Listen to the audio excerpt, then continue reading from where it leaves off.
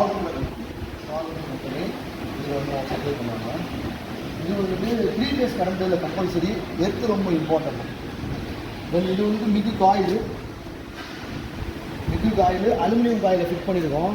Coil feeder இது வந்துட்டு current set பண்ணுறது. இது வந்து வாட்ஸ் செட் பண்ணுறது.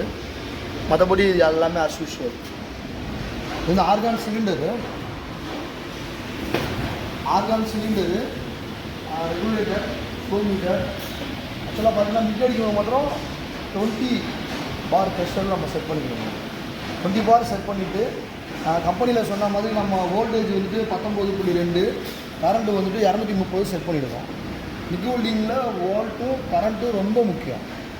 அது இருந்தால் மட்டும்தான் வயர் வந்து ஃபீலிங் பர்ஃபெக்டாக இருக்கும். குவாலிட்டியாக நமக்கு வயர் சிக்கமாக ஸ்டெடியாக வரும். மிட்டிகன்னு யூஸ்வலாக பார்க்குறது இந்த மாதிரி இருக்கும். சுவிட்சு இது வந்துட்டு முன்னாடி நாசில் வந்துடுது. இது gas with argon case.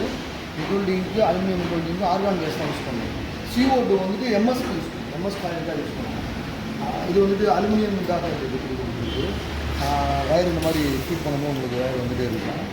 Wire இந்த ஸ்பாட்டஸ் அதிகமாக டாட் வரக்கூடாது, இந்த மாதிரி மெட்டல் பிடிக்கக்கூடாதுன்னா நீங்கள் இந்த மாதிரி நாசில் ஜெல்லுன்றது கொடுப்பாங்க.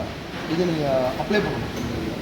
அப்ளை பண்ணிட்டீங்கன்னா ஒரு மாதம். இந்த கட்டர் வந்து இது ரொம்ப யூஸ்ஃபுல்லாக இருக்கும். கட்டிங் குள்ளரை யூஸ் பண்ணுறத விட இந்த மாதிரி ஒரு கட்டர் அமேசானில் கிடைக்கும். நம்ம கட்டரை வந்து வயரை பிடிச்சி இழுக்கிறதுக்கும் கட் பண்ணுறதுக்கும் ஈஸியாக இருக்கும். இந்த கட்டரை வந்து இப்படி கட் பண்ணிட்டு நிற்கிறோம். கட் பண்ணி இது completely aluminium job. 606 grade. Thickness வந்துட்டு 16 mm திக்னஸ். நம்ம இதை அப்படி போட்டிருக்கோம்.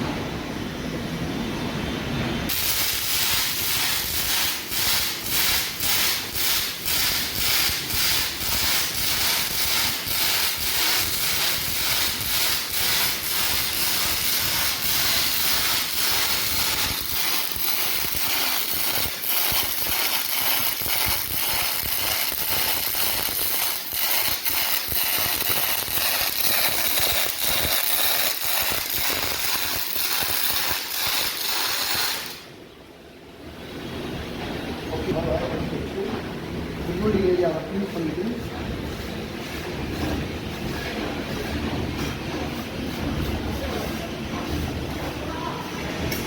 பார்த்தீங்கன்னா இந்த மாதிரி அடங்கலாம் உங்களுக்கு விவியோட